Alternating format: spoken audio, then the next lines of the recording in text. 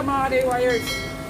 So ngayon gagawa tayo ng box ng para dito sa ating subwoofer na category 7. So yung model pala niya yung X-Max na pang 10 inches.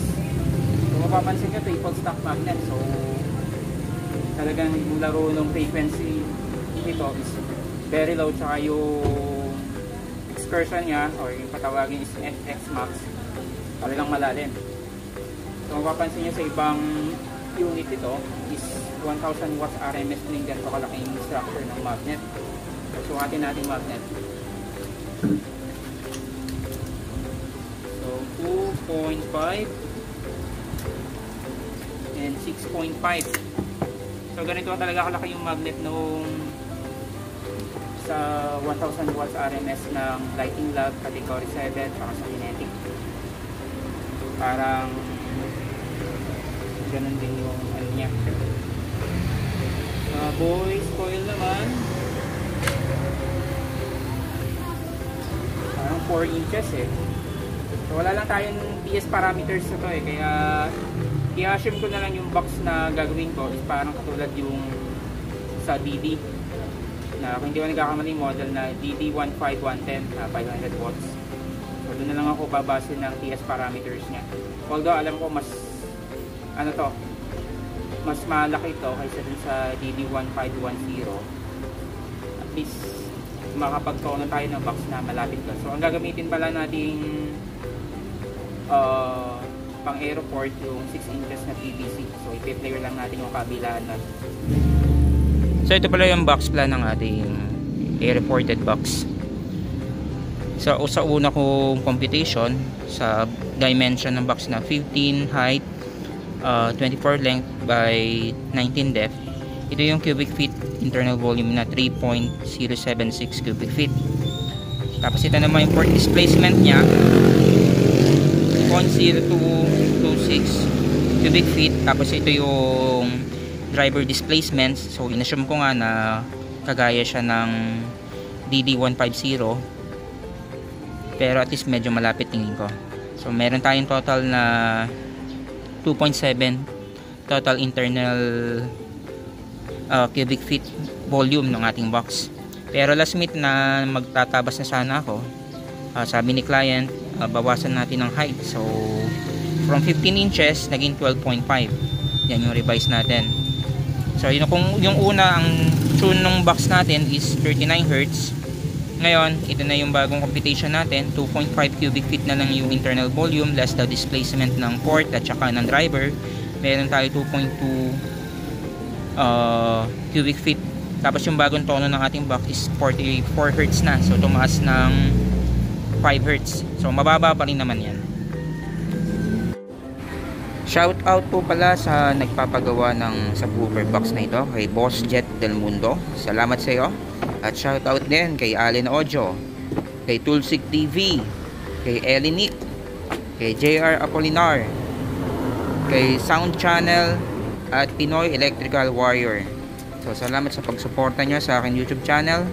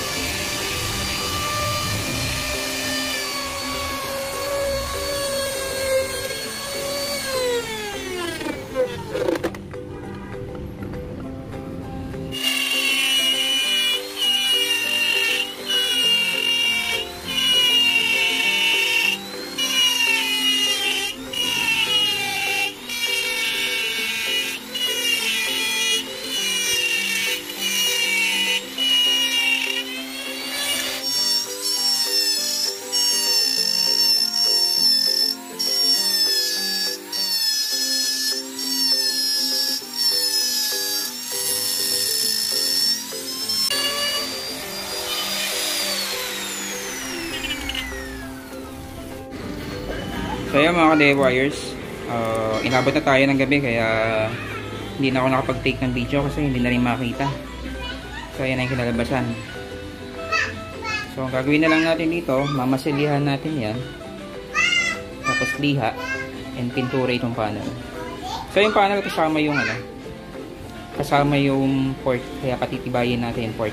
Lalagyan natin maraming epoxy yung loob, tapos masila sa labas. Siguradong hindi kakawala, tapos lalagyan ko rin siya ng brace sa ilalim.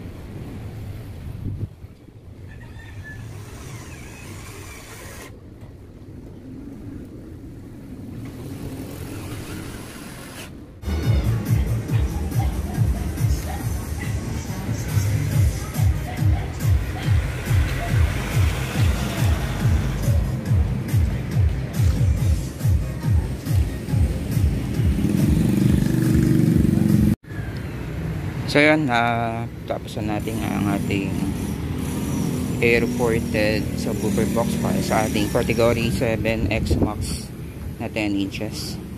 So 500 watts ito, RMS. At ang ipang testing muna natin itong amplifier na IRS 2092. Tapos yung gamit nating bosses, 250 watts yung kada isa. Yun yung total power niya. Tapos yung pang-drive natin sa kanya is yung TDA 8954TH ulit. So yan na lang yung natitirang pandemo kapag meron tayong mga projects. Nabenta ko na lahat ng amplifiers ko. So umpisa na natin ang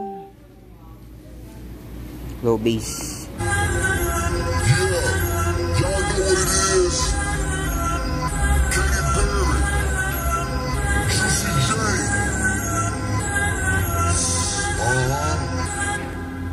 Let's rage.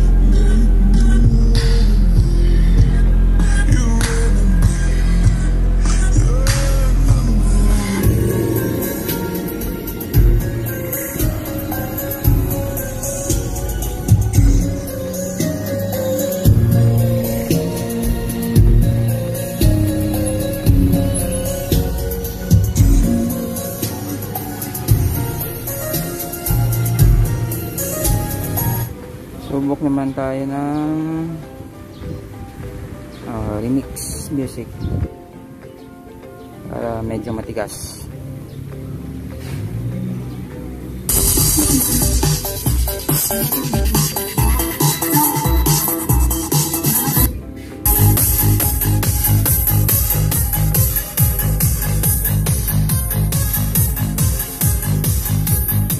So subukan nga natin ng rag attack, yung matataas na bass or hard bass, kung merong ibubugay yung subwoofer natin. Since yung tuning ng ating subwoofer is 44 Hz, medyo mataas.